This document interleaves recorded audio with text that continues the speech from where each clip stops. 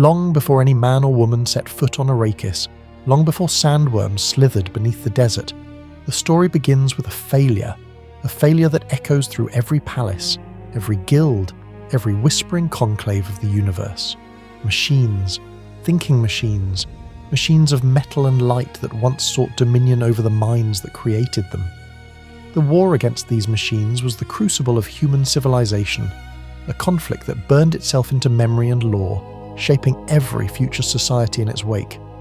The Butlerian Jihad, as it came to be known, was more than war.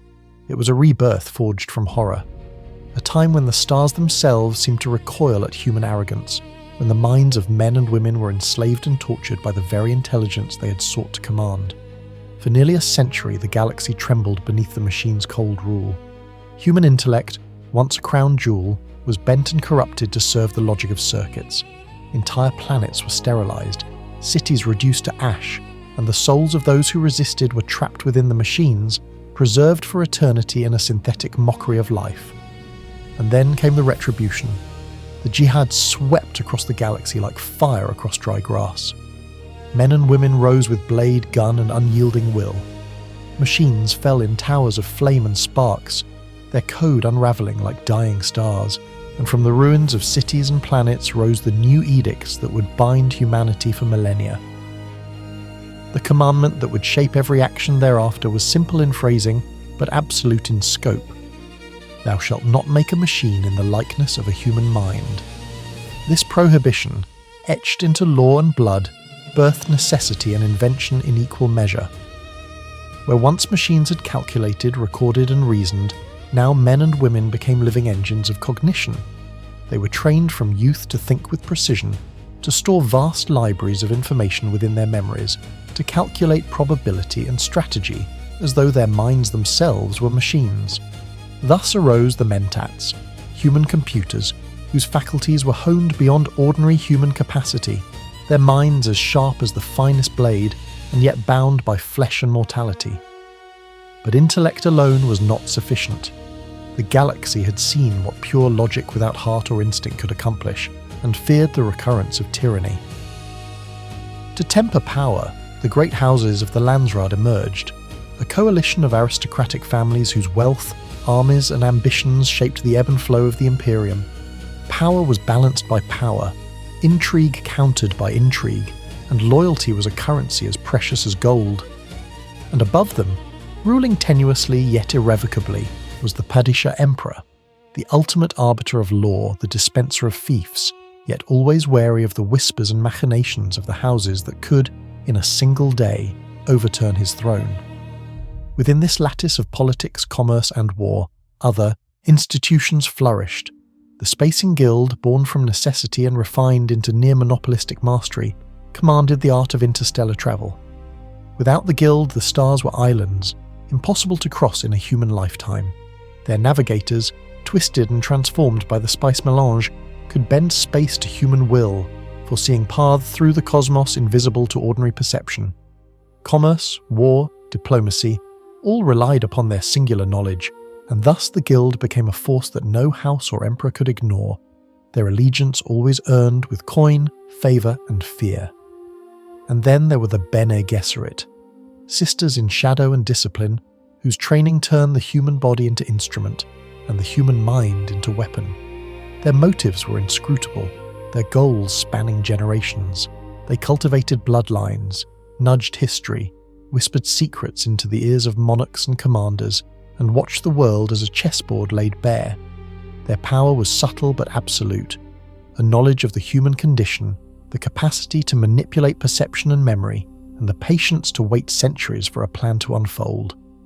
It was a world of careful design, of precaution and balance. Science had been tethered by law, and human skill stretched to fill the void left by machines. Religion, politics and commerce intertwined like the strands of a net, ensuring that no one power could dominate without consequence. And yet, in this vast, ordered system, the seeds of instability were sown as surely as they were in the deserts of Arrakis. The great houses each held their fiefs, planets governed as personal kingdoms, their resources, populations and armies their instruments of power. One house might dominate grain and water, another mining and metals. Each had spies, saboteurs, and loyal retainers who would move unseen, striking subtly to advance their house or undermine another. Xiaom, the Combine Honnet Oberadvancer Mercantiles, acted as the economic engine of the Imperium, the great corporation through which all wealth and trade flowed. Here again, balance was everything. No house could grow too rich without inviting envy and retaliation. No house too weak, or it would be swallowed whole by those stronger. All of this, Emperor, Guild, Bene Gesserit, Mentats, Landsraad, Chuum, existed in a web of interdependence so intricate that a single misstep could ripple across the galaxy, toppling worlds and shifting alliances in the span of a single year, and yet the human race endured. It endured because it had learned to survive the unthinkable, to rebuild from ashes, and to measure every decision against both logic and instinct. Yet there were whispers, always whispers, that humanity was still chained to destiny, that the horrors of the machine wars had left an invisible scar upon the mind of man. Fear of absolute control, fear of prescience, fear of hubris. These fears birthed customs and rituals, legal codes and social hierarchies designed to prevent the recurrence of tyranny. But the very measures that safeguarded civilization also created pressure that would one day find release in a desert world no one yet fully understood. Even in this early era, before the sands swallowed all, one substance, one element, would begin to pull the threads of history toward a single point, mélange. Known later as spice, its properties were manifold. It extended life, heightened awareness, and most crucially, enabled prescience in a small number of humans. This prescience was not perfect vision, but a glimmer, a glimpse of pathways and probabilities, the faint shimmer of a future in which choice and consequence intertwined. The spice was rare, dangerous, and intoxicating in its power.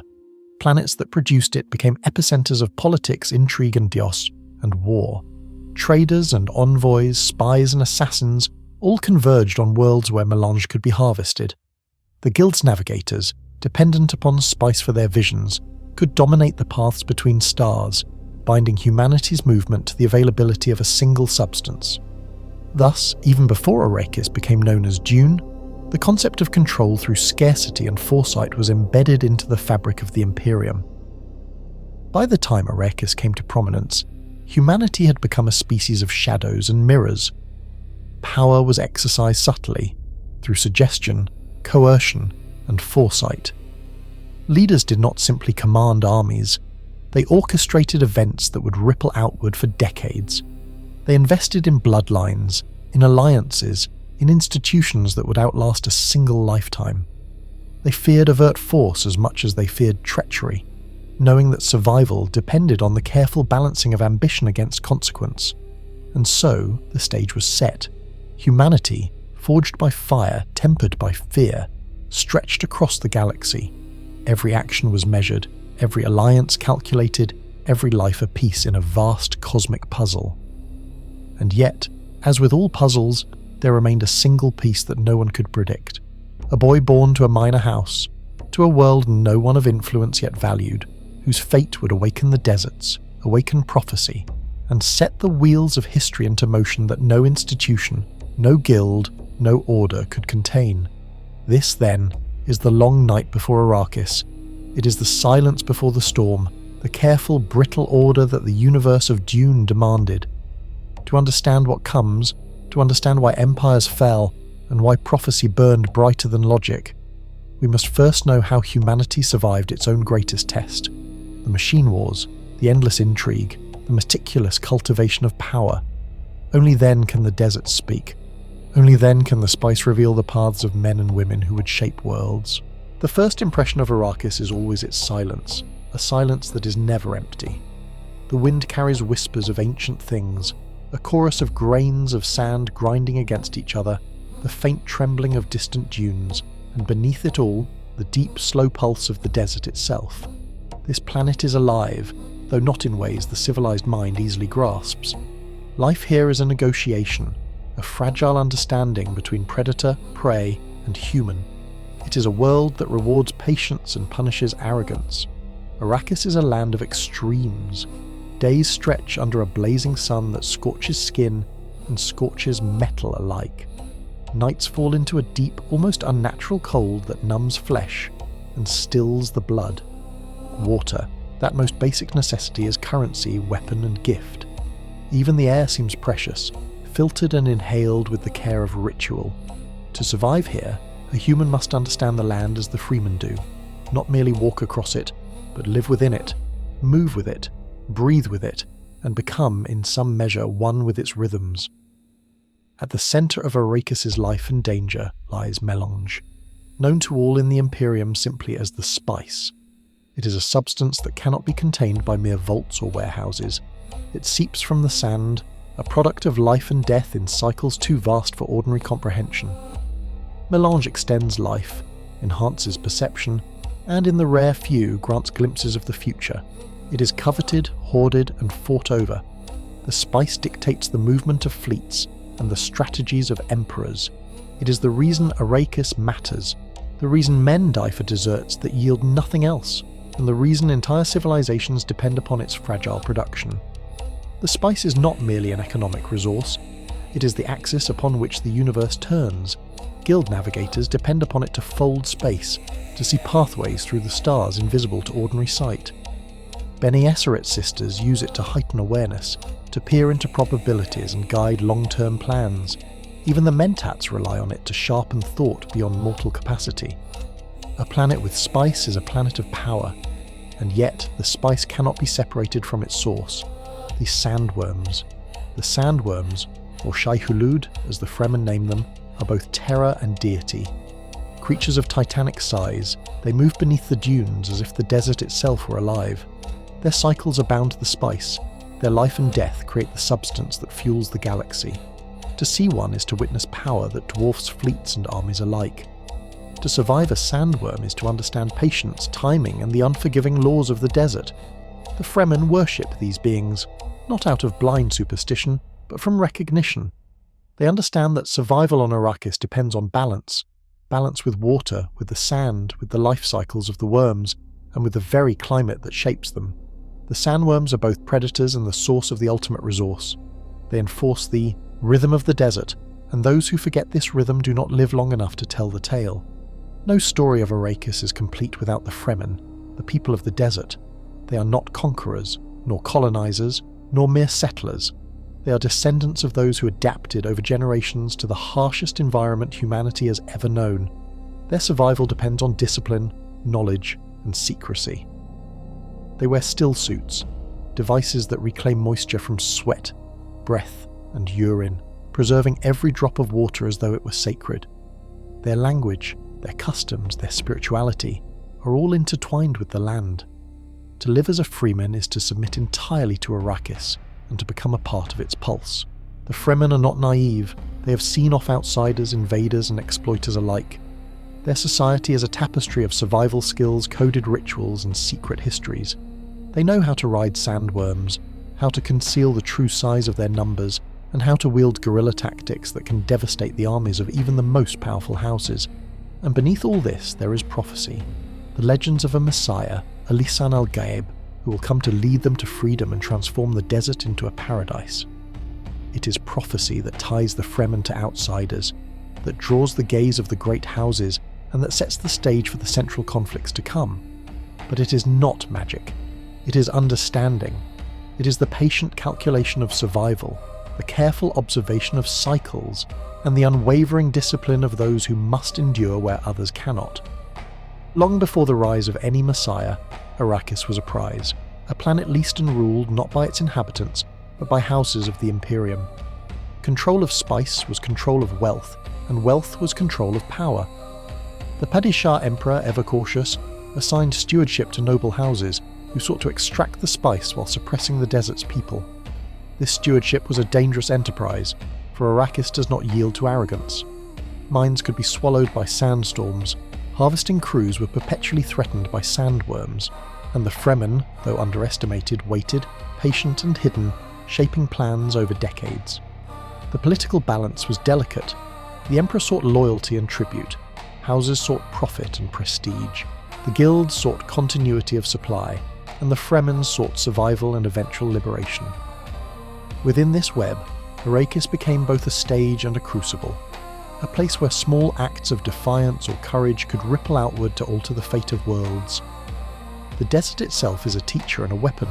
The very sand, the wind, and the scarce water enforce rules that no army, no diplomat, no spy could fully bend. Every grain holds lessons in patience, adaptation, and respect. Even those who sought to terraform or dominate found themselves humbled. The Fremen's knowledge of hidden water caches, sandworm behaviour, and survival techniques allowed them to outmaneuver seemingly invincible forces. This ecological interdependence underscores the deepest truth of Arrakis. Power is not simply taken, it is understood. The desert punishes arrogance, and it rewards comprehension. To conquer Arrakis, one must first learn to listen, to the sand, to the wind, to the rhythm of spice, and to the silent pulse of life that thrives in conditions that would kill most men within days. By the time a minor house like Atreides arrives, the desert has already written its rules. It is a world alive with danger, opportunity, and prophecy. Sandworms roam unseen, spice seeps through the dunes, and the Fremen watch from the shadows, waiting for signs of change. The galaxy beyond the desert cannot yet comprehend the forces coiled within it. They see Arrakis as a resource, a prize, a stepping stone for power. But to the desert, to the spice, and to those who truly understand, it is much more. It is life, death, and the inexorable turning of fate. In the coming years, the threads of human ambition, ecological balance, religious prophecy, and personal destiny will entwine here. It is on Arrakis that human cunning, patience, and resilience will be tested beyond anything else the Imperium has ever known. And it is here that a single boy, a house, and a people, hardened by the desert, will set into motion the events that will shake stars and empires alike. The desert is patient, the spice endures, the Fremen wait, and in this crucible of sand and sun, the Imperium itself will be tested as it has never been before. In the years before the fateful arrival of House Atreides on Arrakis, the planet had been held by House Harkonnen, a family whose cruelty was measured as meticulously as its wealth. The Harkonnens were masters of extraction, exploitation, and fear. Spice production was maintained through coercion and violence. The Fremen were treated as obstacles to be subdued, not as people with knowledge that could outmatch any army. Entire settlements disappeared under the iron fist of Harkonnen governors, leaving echoes of suffering that would long endure in the memory of Arrakis. Into this world arrived Duke Leto Atreides, a ruler unlike those who had governed Arrakis before. He was a man of honour, intelligence, and measured compassion. He knew the desert demanded respect, and he sought to cultivate alliances rather than rule solely through fear. Leto's understanding of politics was subtle, yet his grasp of the human heart was profound. He recognised that the Fremen, long underestimated, could be a formidable force if treated as equals and valued as partners. Yet even the wisest rulers can be undone, and Leto would soon confront the deadly intricacies of imperial power and betrayal. Among those who journeyed with Duke Leto was his son, Paul, a boy trained in the disciplines of Mentats and Ben Gesserit alike. He was gifted, perceptive, and conditioned to think far beyond ordinary men. But more than skill, Paul carried the potential to fulfill prophecies whispered by the desert's people. The Ben Gesserit had long orchestrated plans through bloodlines, cultivating the possibility of a Kwisatz Haderach, a male capable of transcendent prescience. Paul, though untested, bore this potential within him. The betrayal came as all betrayals do, quietly, with precision, and with a cruelty designed to leave no hope. House Harkonnen, in league with the Emperor himself, orchestrated the downfall of House Atreides.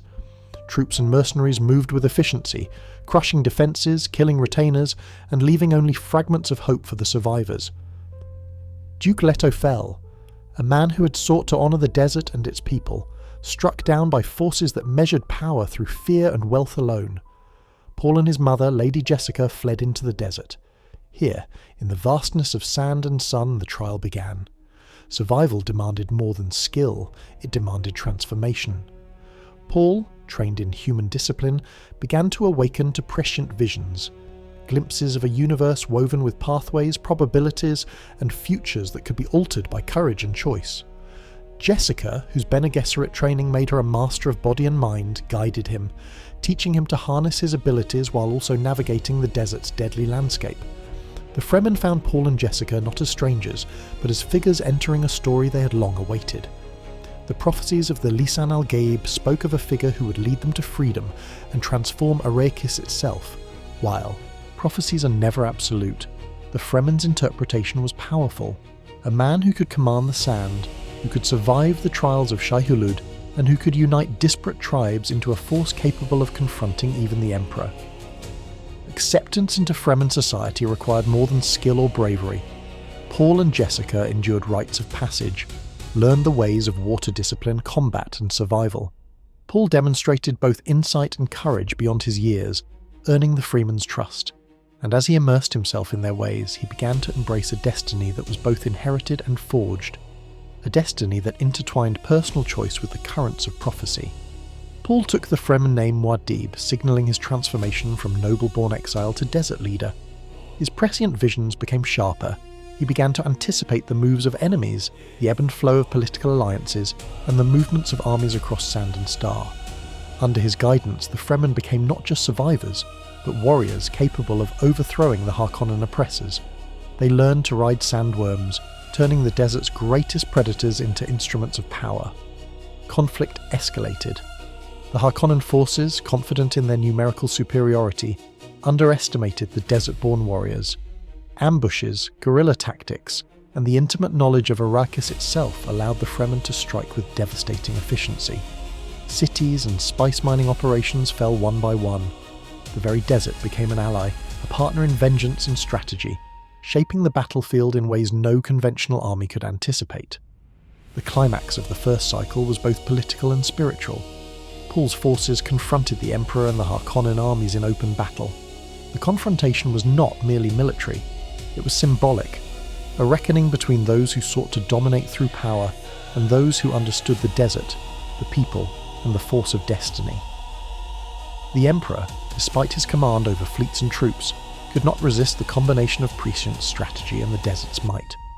Paul's victory was complete. The Harkonnens were ousted, the Emperor compelled to acknowledge the new order, and Paul assumed a position of power unlike any before him. But victory came with a weight, the realization that prophecy is both gift and curse. The Fremen, now united under his leadership, envisioned a galaxy transformed, a jihad in his name that would sweep beyond Arrakis. Paul understood that foresight was a double-edged sword. While he could see the possibilities, he could not control all outcomes. The universe, as always, retained its capacity for surprise, chaos, and consequence. The first cycle teaches a truth that runs like spice through human history. Power is inseparable from perception. Religion, prophecy, and belief can be instruments as effective as fleets and armies. Paul Muad'Dib's rise illustrates that political and spiritual authority are entwined, that charisma and skill, combined with timing and context, can reshape empires. The Imperium learned that the rules of power extend beyond law, wealth, or martial strength.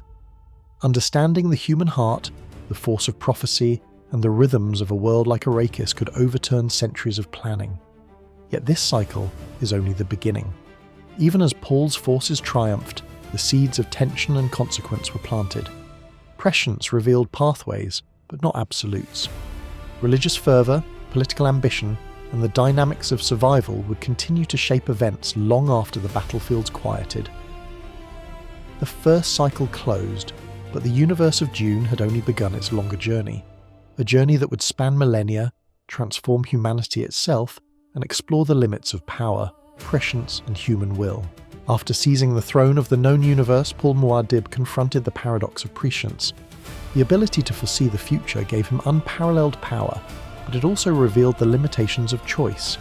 He could see the paths that humanity might take, the wars that could be avoided or ignited, the rise and fall of houses, the spread of religion, and the potential extinction of life itself. He understood that power, even divine power, was fragile against the currents of human desire and ambition. His reign established the first true alignment of empire, religion, and ecology.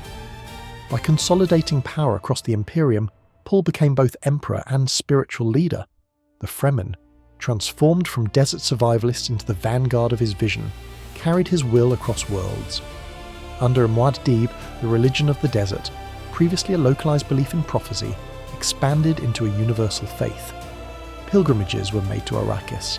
The spice flowed as both commerce and ritual, and the myths of Shai Hulud became intertwined with the very structure of governance. Yet prescience is not benevolence. With each vision, Paul saw the price of victory, the coming jihad carried out in his name, the oceans of blood that would sanctify his name. He recognized that to prevent total collapse, humanity would have to endure suffering as a crucible. The Golden Path was necessary, a vision of evolution and survival so long-term that it spanned centuries and demanded sacrifices that few could comprehend. Paul's understanding of the future set the stage for his abdication of certain immediate desires. He could foresee that his eventual disappearance would be required to prevent stagnation and totalitarianism.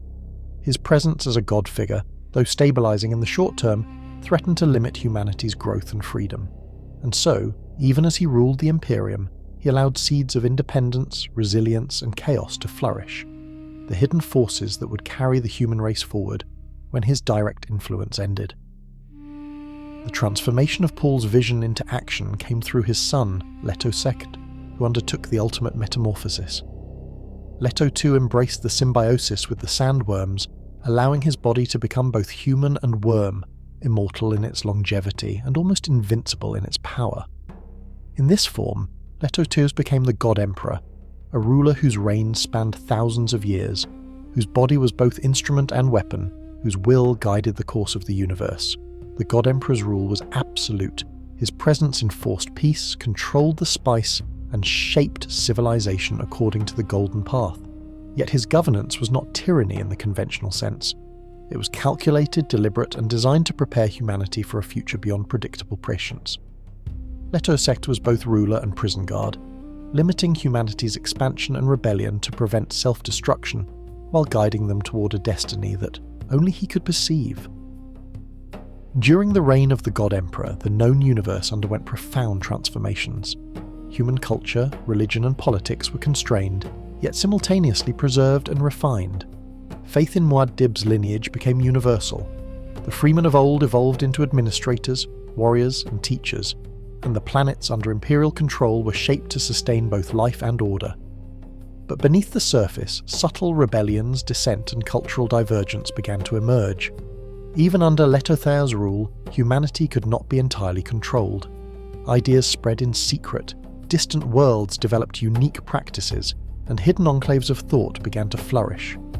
These were the seeds of the scattering, the eventual dispersal of humanity beyond the controlled sphere of the God Emperor's influence, a dispersal anticipated and guided by his long-term vision.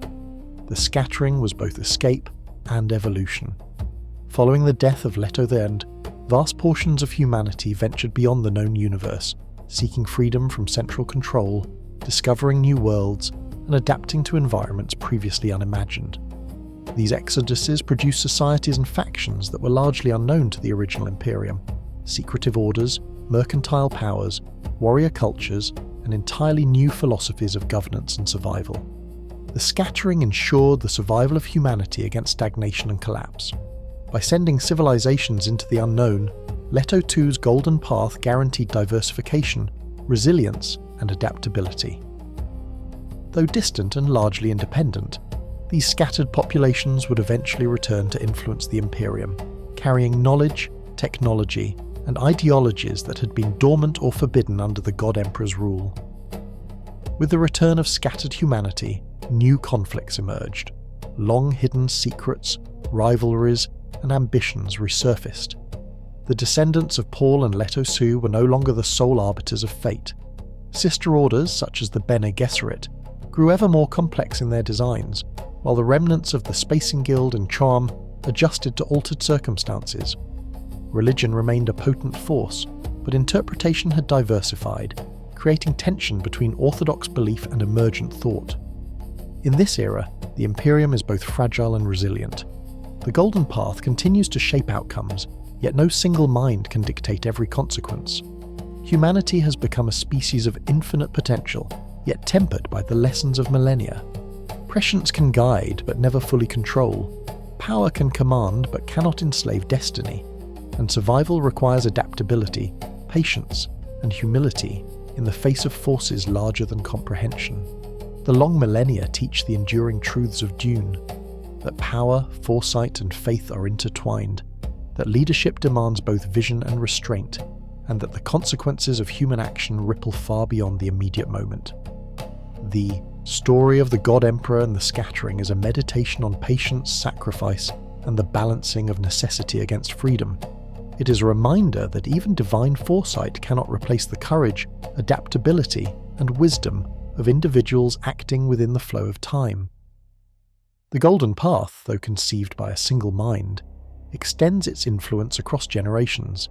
It ensures humanity's survival not through domination, but through challenge and dispersal, through the forcing of evolution on both a physical and societal scale. And in doing so, it prepares the stage for the next cycle, a world where factions, ideologies, and returned exiles will collide, creating both peril and promise for those who remain. The universe endures, tempered by prophecy, shaped by desert and blood, and guided by the choices of those willing to embrace both vision and consequence. From God Emperor to Scattering, humanity has been tested, reshaped, and multiplied. And yet, even as civilizations return and empires reconstruct, the lessons of the long millennia remain. Adaptation is survival, foresight is guidance, and destiny is a river that bends in ways no single mind can fully command. The death of Leto Thek marked both liberation and peril. Without the God Emperor's control, the galaxy erupted into movement. Systems that had been constrained for millennia stretched into new independence, economies recalibrated, factions asserted dominance, and new leaders rose, each interpreting prophecy, power, and history in their own way. What had been a single, coherent imperium became a mosaic, fractured, dangerous, and full of promise. The Scattering, the exodus initiated by Leto Thek to preserve humanity's adaptability, returned to influence the galaxy in profound ways. The populations who ventured into unknown space had evolved. Some became technological powers, others developed unique martial or psychic abilities, and yet others formed secretive societies whose motives were opaque, even to the most informed observers. Among these were the honoured Maters, fierce warriors who combined martial dominance with cunning manipulation. Emerging from the Scattering, they returned to challenge the Bene Gesserit, the Guild, and any faction that had grown complacent under the God Emperor's enforced stability. Their violence was both strategic and symbolic, a force that sought to upend the structures that had ruled humanity for millennia, asserting a new order through dominance and terror. The Bene Gesserit, meanwhile, adapted. Their breeding programs, their manipulation of religion, and their political subtlety allowed them to survive millennia of upheaval, positioning themselves as a counterbalance to the returning powers. They preserved knowledge, guided human development in quiet ways, and sought to absorb, control, or neutralize the threats posed by the returning factions. The Imperium, once a singular political entity under Muad'Dib and his descendants, fragmented. The Emperor's office lost its centralized authority, and great houses regained autonomy, vying for control of planets, resources, and influence. CHOAM continued to function as the economic backbone of human civilization, yet its operation now reflected competing priorities and clandestine machinations. The Spacing Guild, still indispensable due to its monopoly on interstellar travel, faced challenges from emerging technologies and alternative factions from the Scattering, threatening its control and destabilizing all dependencies. Religion too became a site of contestation. The faith of Muad'Dib, once monolithic, now splintered into interpretations and sects.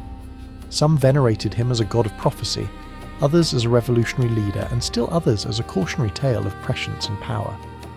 Religious belief, inseparable from politics and human motivation, became both shield and weapon in the conflicts of the post-Imperium era. The story of the God Emperor left an enduring imprint on humanity's consciousness. Prescience, once concentrated in a few, now appeared in fragments across scattered populations, manifesting as strategic foresight, cultural intuition, and mystical insight. Those who could see even faintly into potential futures gained immense leverage, shaping politics, commerce, and warfare in ways both overt and hidden. Yet prescience carried the same peril it always had, the burden of choice against inevitable consequence. Those with foresight could guide humanity, but could never fully escape the unpredictability of free will. This tension between vision and chaos, guidance and autonomy, defines the post-God Emperor era. It is a time when legacies clash and human ingenuity, courage and folly are tested anew. In the aftermath, multiple factions rose and fell in cycles of alliance and war. Some sought dominance through violence, like the honoured Matras. Others relied on subtle manipulation, like the Bene Gesserit. Some attempted to control the economy and trade routes, like Choam and the Guild. The Fremen, once isolated desert warriors, spread across planets, carrying their knowledge, faith, and martial discipline into new environments. And yet, always, the spice remained central, the touchstone of power, survival, and prophecy. The interplay of these forces created a galaxy that was dynamic, unstable, and full of potential. Each faction acted according to its history, philosophy, and ambition. No one group could claim absolute authority, and no single vision could dictate the future entirely.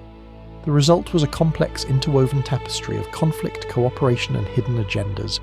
A universe where human agency, shaped by culture, environment, and foresight, became the defining force of history.